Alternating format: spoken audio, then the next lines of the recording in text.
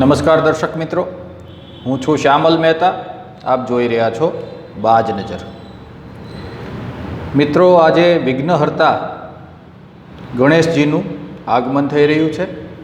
સમગ્ર ભારત વર્ષની અંદર વિઘ્નહર્તા ગણેશજીની સ્થાપના અને પૂજન અર્ચનનો કાર્યક્રમ આજથી શરૂ થશે. પરંતુ આજે આપણે ગણપતિ બાપા વિશે વાત નથી કરવી. વિશ્વની એકમાત્ર મહાસત્તા અમેરિકા ભારત માટે નવા વિઘ્નો સર્જવાની જે પ્રયાસ કરી રહ્યું છે અમેરિકા, તેના વિશે આજે આપણે વાત કરવી છે. ભારત પર અગાઉ 25% ટેરિફ લગાવ્યા બાદ આજે બીજા 25% ટેરિફ લાગી જશે. એટલે આજથી ભારતના માલ સામાન પર જે અમેરિકામાં નિકાસ થાય છે તેમના પર 50% જેટલો ટેરિફ થઈ જશે, 50% જેટલો કર વધી જશે. એટલે ભારતની વસ્તુ જે અમેરિકામાં 100 રૂપિયાની મળે છે તે 150 રૂપિયાની થઈ જશે. આમ કરીને ભારતની નિકાસ વિદેશમાં એટલે કે ખાસ કરીને અમેરિકામાં થતી રોકવા માટેનો આ ટ્રમ્પ પ્રશાસનનો પ્રયાસ છે. ભારત માટે એક વિઘ્ન સર્જવાની વાત છે. તેમણે એક કારણ એવું આપ્યું છે કે ભારત રશિયા પાસેથી ક્રૂડ ઓઇલ ખરીદે છે અને રશિયા તેનો યુક્રેન સામે તે પૈસાનો યુક્રેન સામે ઉપયોગ કરે છે. આ એક બેવડા ધોરણો છે, એક પ્રોપોગેન્ડા છે. અમેરિકા પોતે પણ રશિયા પાસેથી વસ્તુઓ ખરીદે છે, યુરેનિયમ ખરીદે છે, યુરોપના દેશો પણ ખરીદે છે, પરંતુ તેઓ ભારતને ટાર્ગેટ કરી રહ્યા છે. આવું શું કામ છે તેના વિશેની થોડી ચર્ચા આજે આપણે કરીએ. આ એક વૈશ્વિક રાજકારણ છે જેને જીઓપોલિટિક્સ કહેવામાં આવે છે. એક વર્ચસ્વની લડાઈ. મહાસત્તાના મનમાં એક મેલ છે, ટ્રમ્પના મનમાં એક મેલ છે અને તે એવા પ્રકારનો છે કે તે વિશ્વના દરેક ક્રૂડ ઓઇલ ઉત્પાદક દેશો પર નિયંત્રણ કરવા માગે છે. તાજેતરમાં તેનું એક ઉદાહરણ જોવા મળ્યું. દક્ષિણ અમેરિકામાં, એટલે અમેરિકા ખંડના બે ભાગ છે, ઉત્તર અમેરિકા અને દક્ષિણ અમેરિકા, સાઉથ અમેરિકા. તેમાં એક દેશ આવેલો છે. એ દેશનું નામ વેનેઝુએલા છે અને તેના પ્રમુખ નિકોલસ માદુરો છે. આ દેશ વેનેઝુએલા વિશ્વનો સૌથી વધુ ઓઇલ ભંડાર ધરાવતો દેશ છે.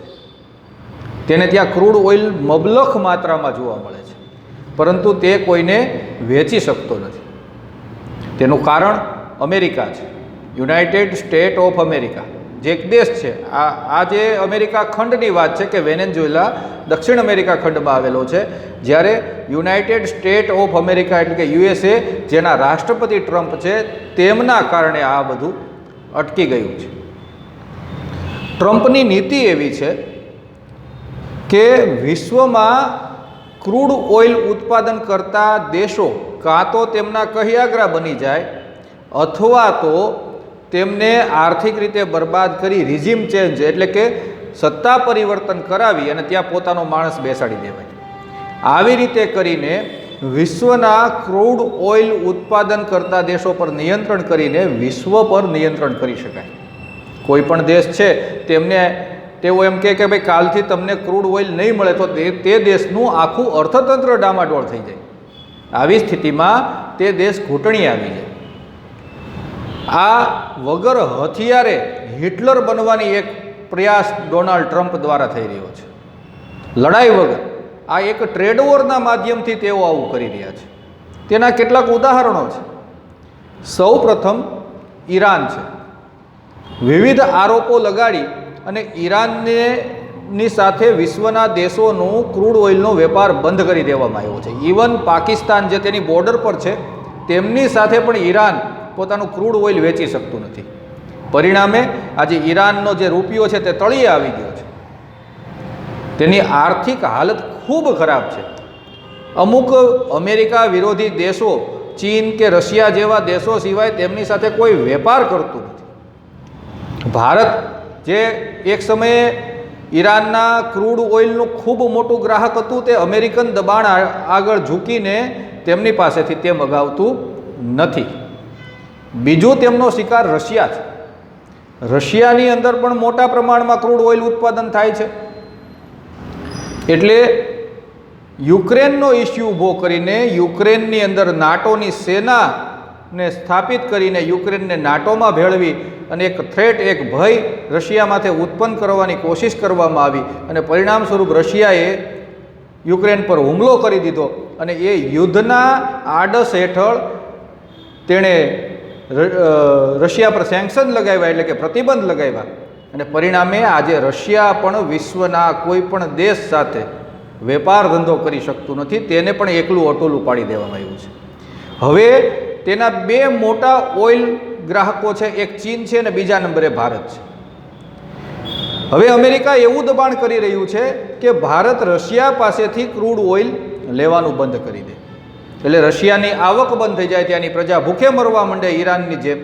એટલે તેમની પાસે પોતાની શરતો મનાવી શકાય. આ એના કાવા દાવા છે. હવે આપણે વેનેઝુએલાની વાત કરીએ કે ત્યાંના પ્રમુખ નિકોલસ માદુરો છે, જેનો વેપાર ભારત સાથે ખૂબ સારો હતો. રિલાયન્સ સૌથી વધારે મોટું ખરીદદાર હતું કે વેનેઝુએલાનું જે ક્રૂડ ઓઇલ આવતું તે ભારતમાં રિલાયન્સ તેનું સૌથી મોટું ખરીદદાર હતું. પરંતુ અમેરિકન પ્રતિબંધોને કારણે, અમેરિકન દાદાગીરીને કારણે તેમાં પણ ઘટાડો આવ્યો છે. હવે તેમ છતાં નિકોલસ માદુરો, જે વેનેઝુએલાના પ્રેસિડેન્ટ છે, તેમણે અમેરિકા સામે ઝૂકવાનો ઇનકાર કરતા અમેરિકન સેનાએ વેનેઝુએલા ફરતે ઘેરો ગાળ્યો છે અને તેમને મિલિટરી ઓપરેશન દ્વારા તેને કબજે કરવાની કોશિશ કરવામાં આવી રહી છે. ત્યાં સત્તા પરિવર્તન કરવાનો પ્રયાસ થઈ રહ્યો છે. વિશ્વનું સૌથી વધારે ક્રૂડ ઓઇલ ધરાવતો દેશ આજે ભૂખમરીની હાલત પર છે. તેમનો રૂપિયો પણ તળિયે, તેમનું ચલણ તળિયે જતું રહ્યું છે.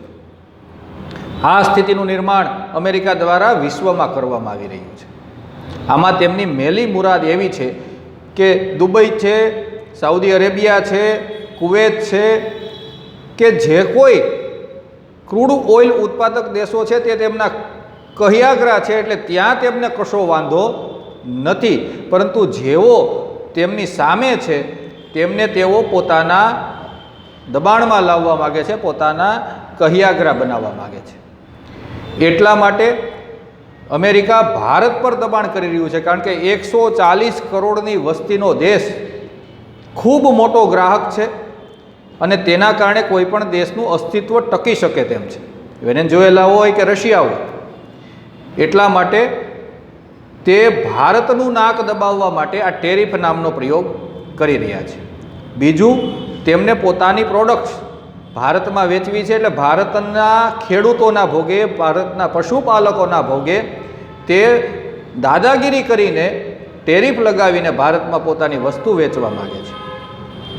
અને ટેરિફ નામ છે, ટેરિફ એટલે એક પ્રકારના કરવેરા છે, પરંતુ તેમને સેન્કશનનું સ્વરૂપ આપી દેવામાં આવ્યું છે. સેન્કશન એટલે પ્રતિબંધ. કોઈ દેશ આતંકવાદી ગતિવિધિમાં હોય કે કોઈ દેશ યુદ્ધખોર હોય તો તેની પર સેન્કશન લાગે છે. ભારત પર સેન્કશન એક વખત લગાવવામાં આવ્યા હતા પરમાણુ ધડાકા વખતે, પરંતુ ભારત તેમાંથી સર્વાઈવ કરી ગયું, તેમાંથી આબાદ નીકળી ગયું. એનું કારણ છે કે ભારતની વિવિધતા છે. ભારત કોઈ એક દેશ પર ડિપેન્ડ નથી. ભારતના દરેક દેશો સાથે સારા સંબંધો છે. ગઈકાલે અમેરિકાના પૂર્વ રાષ્ટ્રપ્રમુખ બરાક ઓબામાએ ડોનાલ્ડ ટ્રમ્પને ચેતવણી આપી છે કે તમે ભારત પર આ ટેરિફ જંગ કરવાનું રહેવા દો, આ અમેરિકાના નુકસાનમાં છે. કારણ કે આપણે કહેવત છે કે જેનો રાજા વેપારી તેની પ્રજા ભિખારી. ભારત પર આ ટેરિફ વોરની કોઈ અસર થવાની નથી, કારણ કે ભારત અમેરિકાના સેન્કશનને સહન કરી ચૂક્યું છે ભૂતકાળમાં. ત્યારે આ ટેરિફ ભારતને કશું બગાડી શકે તેવી કોઈ શક્યતા નથી. થોડી ઘણી માઇનોર ક્યાંક મોંઘવારી વધે અમુક વસ્તુઓમાં, પરંતુ ભારતની પોતાની બજાર જ એવડી મોટી છે કે તે ગમે તેવા આઘાતને સહન કરી શકે. ઉપરાંત અમેરિકાની આ નીતિને કારણે ભારત, ચીન અને રશિયા એકબીજાની નજીક આવી રહ્યા છે. ભારત અને ચીનનો વેપાર ફરી શરૂ થવાનો છે. ચીન જો કે બિલકુલ વિશ્વાસપાત્ર નથી, પરંતુ ચીન પણ અમેરિકાથી પીડિત છે. આવા સંજોગોની અંદર ભારત અને ચીન એકબીજા સાથે વેપાર કરી અને વેપાર ખાધને ખાળવાની કોશિશ કરી રહ્યા છે. ભારત વેનેઝુએલાની પણ સાથે છે, તેણે પણ તેમની પાસેથી ક્રૂડ ઓઇલ લેવાનું બંધ નથી કર્યું. આવા સંજોગોમાં ડોનાલ્ડ ટ્રમ્પ રઘવાયા થયા છે અને એન કેન પ્રકારે ભારતને દબાવવાનો કોશિશ કરી રહ્યા છે. આના કારણે વધારે પડતા પ્રેશરને કારણે એક સ્પ્રિંગ છટકવાની જે સ્થિતિ છે તેનું નિર્માણ થયું છે. ભારત તેની સામે અડગ ઊભું છે અને ભારતની સાથમાં ધીમે ધીમે અન્ય દેશો આવી રહ્યા છે જે અમેરિકાથી પીડિત છે. એટલે આજે સ્થિતિ એવી થઈ છે કે વિશ્વની એકમાત્ર મહાસત્તા હોવાના કારણે અને ડોલર વૈશ્વિક ચલણ હોવાના કારણે અમેરિકા જે દાદાગીરી કરવા જઈ રહ્યું છે તે વિશ્વમાં નવા સમીકરણો રચી રહ્યું છે અને જે તે વિઘ્ન ઉત્પન્ન કરીને અન્ય દેશોને દબાવવાનું કોશિશ કરી રહ્યું છે. તેમાંથી કદાચ વિશ્વને એક આશા છે કે ભારત જ આ વિઘ્નમાંથી અમને સૌને છોડાવશે. તેમાં રશિયા પણ આવી જાય છે, તેમાં ચીન પણ આવી જાય છે, તેમાં યુરોપના દેશો પણ આવી જાય છે, તેમાં વેનેઝુએલા પણ આવી જાય છે. એટલે એવી સ્થિતિનું નિર્માણ છે કે એક મહાસત્તાના મનનો મેલ વિશ્વ પર ઇનડાયરેક્ટ પડદા પાછળથી રાજ કરવાની તેમની જે વૃત્તિ છે તેના કારણે વિશ્વ અરાજકતા તરફ ધીમે ધીમે ક્રમશઃ ધકેલાઈ રહ્યું છે. પરંતુ આપણે વિઘ્નહર્તા ગણપતિ બાપાને પ્રાર્થના કરીએ કે ભારતની મજબૂતી અખંડ રાખે. અને ભારતના વડાપ્રધાને 2 દિવસ પહેલાં અમદાવાદની ધરતી પરથી કહી દીધું છે કે અમે કોઈ પણ પ્રકારના દબાણમાં આવવાના નથી. ભારત આત્મનિર્ભર છે અને ભારતે આ બધી મુસીબતો સામે ટકવા માટે વધુમાં વધુ સ્વદેશી વસ્તુનો ઉપયોગ કરવાનો પ્રયાસ કરવો જોઈએ, જેથી ભારતનું ચલણ પણ, ભારતનો રૂપિયો વિદેશમાં ન જાય અને ભારત આત્મનિર્ભર બને.